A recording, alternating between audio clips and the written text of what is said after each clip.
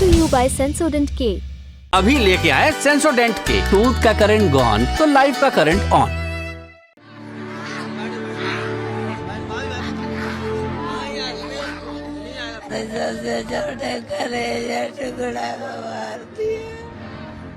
ये संगीता हैं। एक माँ के तौर पर संगीता पर क्या बीत रही है वो ना तो कैमरों के लेंस में कैद हो सकता है और ना ही शब्दों के विन्यास से बयान किया जा सकता है। संगीता उत्तर प्रदेश के बदायूं में अपने परिवार के साथ रहती हैं। 19 मार्च की दोपहर तक इनके घर में सब कुछ सामान्य था।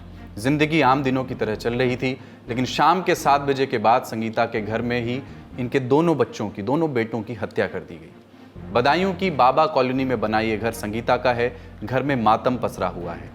इसी घर से कुछ ही दूरी पर एक सैलून है। संगीता के बच्चों की हत्या के बाद लोगों ने इस सैलून को उजाड़ दिया। सारा सामान भी सड़क पर फेंक कर जला दिया गया, क्योंकि इस सैलून को चलाने वाले साजिद और उसके भाई जावेद पर संगीता के बच्चों की हत्या का आरोप है।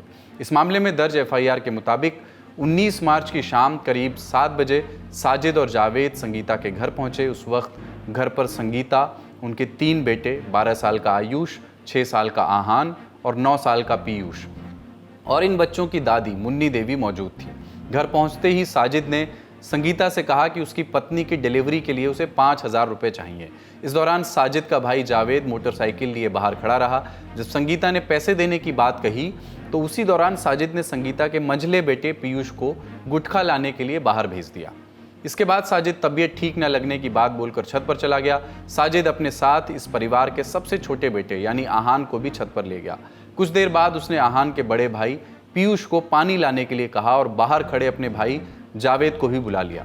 एफआईआर के मुताबिक जब संगीता कमरे से पैसे बाहर लेकर के आई तो उनकी नज़र साजिद और जावेद पर पड़ी। दोनों सीढ़ियों से नीचे उतर रहे थे और उनके हाथ में खून से सना हुआ धारदार हथियार था। पैसे मांगे थे मुझसे, बोला भाभी मेरी बहू बीमार है, अस्पताल में भर्ती है, उसकी डिलीवरी होने को 5,000 रुपए की मदद दे दो।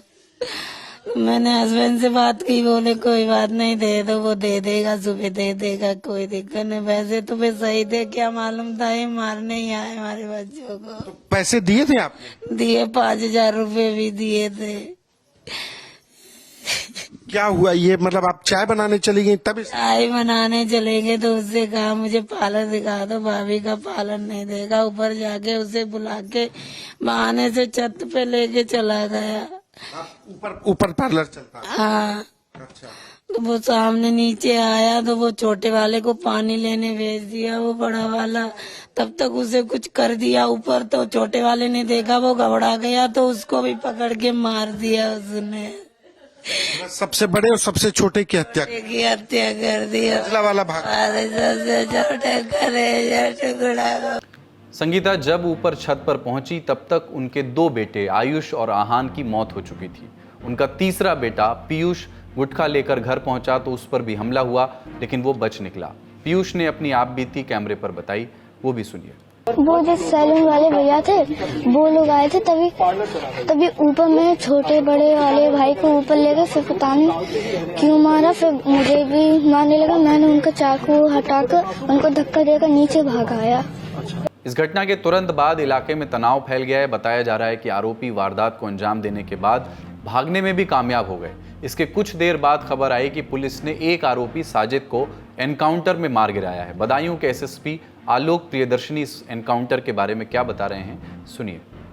अभी चूंकि एफआईआर में उन्होंने जावेद को भी नामित किया है, तो जावेद अभी हमारी तलाश है और इसके अलावा बाकी जैसे जैसे घटना में और कोई बात निकल के आएगी उसमें हम लोग फर्दर कार्रवाई करते रहेंगे। अभी यहाँ पे लॉ एंड ऑर्डर को लेकर के कहीं अभी स्थिति बिल्कुल सामान्य है, पुलिस के नियंत्रण में है, पुलिस का डिप्लॉयमेंट सब जगह है, घर वाले भी काफी हद तक संतुष्ट हैं और अभी ऐसी कोई समस्या नहीं।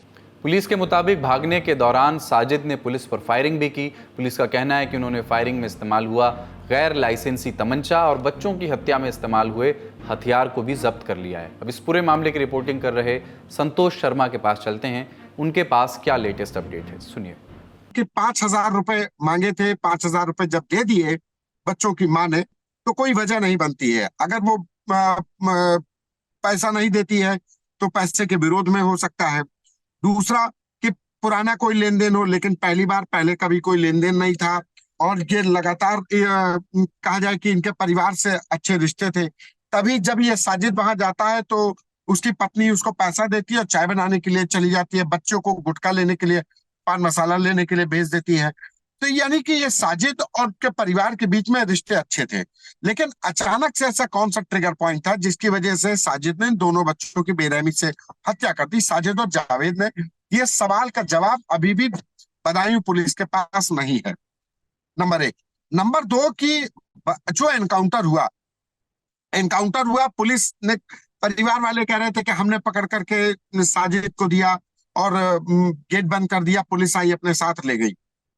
और पुलिस ने जब कहा कि ये अपने साथ अंधेरे का फायदा उठा करके भाग गया, ये बात बाकायदा एफआईआर में परिवार वालों ने भी दर्ज करवाई है। जो हालांकि वो जो एफआईआर उसमें साजिद जावेद के साथ जो कहानी लिखाई गई उसमें ये था कि अंधेरे का फायदा उठा करके साजिद वहां से भाग गया।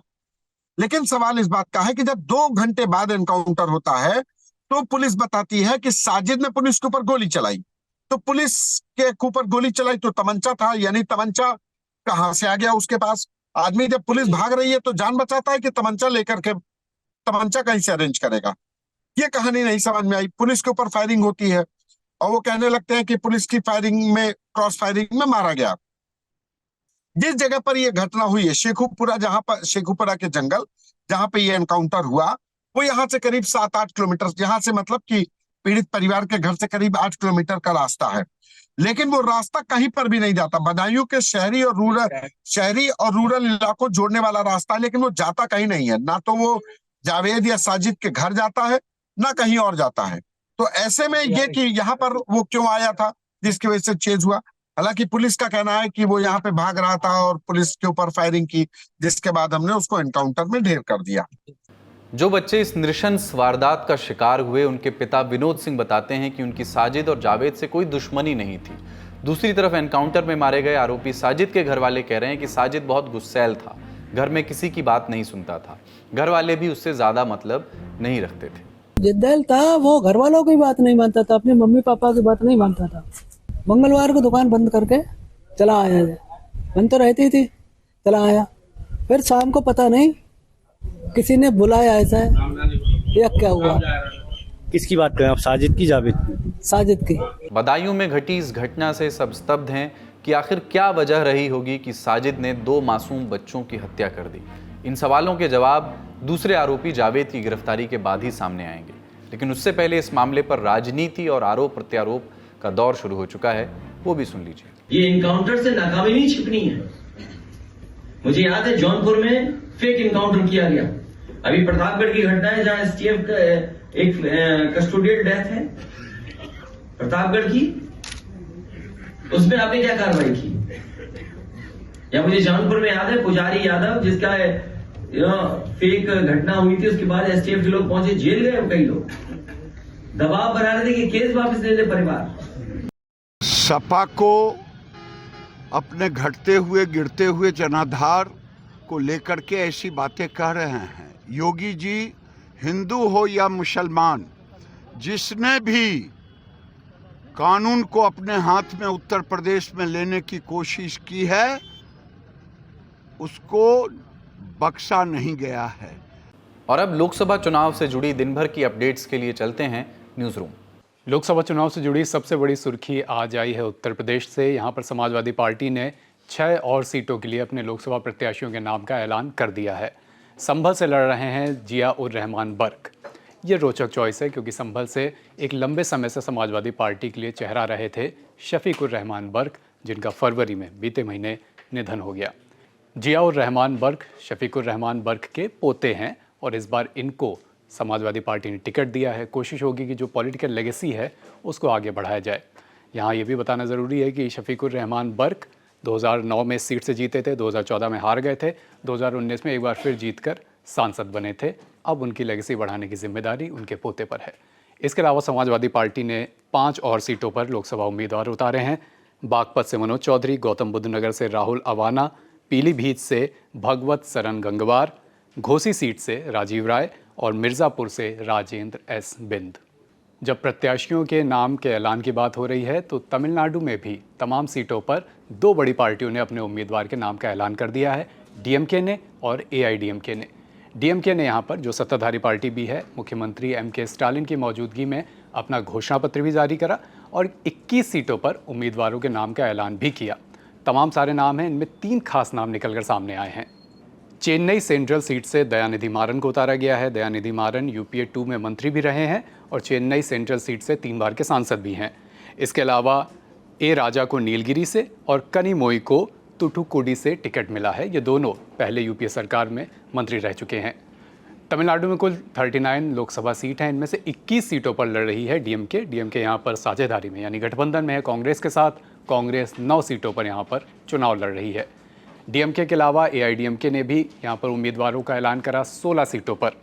उम्मीदवारों के इस नाम के ऐलान के बीच डीएमके का जो घोषणा पत्र आया है उसकी भी काफ़ी चर्चाएं हैं, क्योंकि इसमें तमाम सारे ऐसे ऐलान हैं जिन्होंने खबरों में जगह बनाई है। जैसे कि डीएमके के घोषणा पत्र में है कि सीएए और यूनिफॉर्म सिविल कोड अगर हम सत्ता में आए तो लागू नहीं करेंगे।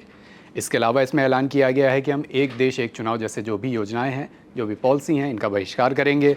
मुख्यमंत्री की सलाह के बाद गवर्नर की नियुक्ति होगी, ये भी एक अहम पॉइंट है। चेन्नई में सुप्रीम कोर्ट की पीठ स्थापित की जाएगी। केंद्र सरकार में होने वाली परीक्षाओं का जो परीक्षाएं होंगी वो तमिल भाषा में भी कराई जाएंगी, ये भी एक बड़ा पॉइंट इनके घोषणा पत्र में है। और आखिरी लेकिन छोटी बात नहीं है कि श्रीलंकाई तमिलों को भारतीय नागरिकता दी जाएगी। ये सारी बातें डीएमके के घोषणा पत्र में हैं। इसके अलावा 2 बड़ी सुर्खियां आई बिहार से। बिहार में चिराग पासवान ने कह दिया है कि वो हाजीपुर लोकसभा सीट से चुनाव लड़ेंगे। हाजीपुर लोकसभा सीट बिहार में एक ऐसी लोकसभा सीट है जहां लड़ाई सिर्फ हार जीत की नहीं है, लेगेसी को भी आगे बढ़ाने की है। किसकी लेगेसी? रामविलास पासवान की। वो लंबे समय यहाँ से सांसद रहे हैं। उनके निधन के बाद पूरी लड़ाई जो चाचा भतीजे में यानी चिराग पासवान और पशुपति पारस में थी, वो इसी बात पर शुरू हुई थी कि हाजीपुर से कौन चुनाव लड़ेगा। अब चिराग पासवान ने यह स्पष्ट कर दिया है कि चुनाव मैं ही लड़ूंगा एनडीए प्रत्याशी के रूप में, क्योंकि चिराग पासवान की सीट को एनडीए के सीट शेयरिंग फॉर्मूले में 5 सीटें मिली हैं। चिराग पासवान ने कहा है कि हाजीपुर से लड़ेंगे। दूसरी तरफ पशुपति पारस का अपडेट आप जानते ही हैं, कल भी हमने बताया था कि उन्होंने अपने कैबिनेट मंत्री पद से, मोदी सरकार में कैबिनेट मंत्री के पद से इस्तीफा दे दिया है और एनडीए से भी हाथ जोड़ लिए हैं। बिहार की ही बात हो रही है तो यहाँ से एक दूसरा बड़ा अपडेट भी आया है। पप्पू यादव ने अपनी पार्टी का विलय कांग्रेस में करा दिया है। उनकी पार्टी का नाम है जन अधिकार पार्टी। अब वो खुद भी इंडिया गठबंधन में शामिल हो गए हैं और उनकी पार्टी कांग्रेस में विलय हो गई है। पप्पू यादव ने कहा कि हम लड़ेंगे राहुल गांधी को प्रधानमंत्री बनाने के लिए। हमने लद्दाख से बात शुरू की थी। बात पूरी करने के लिए हम कितना कुछ कह सकते थे, लेकिन इसके बजाय हमने चुनी है बाबा नागार्जुन की एक कविता। फसल क्या है? और तो कुछ नहीं है वह, नदियों के पानी का जादू है वह, हाथों के स्पर्श की महिमा है, भूरी काली संदली मिट्टी का गुण धर्म है, रूपांतर है सूरज की किरणों का, सिमटा हुआ संकोच है हवा की थिरकन का। आज का लल्लन टॉप शो यहीं तक। अपना और अपनों का ख्याल रखिए, देखते रहिए दी लल्लन टॉप। शुक्रिया, शुभ रात्रि।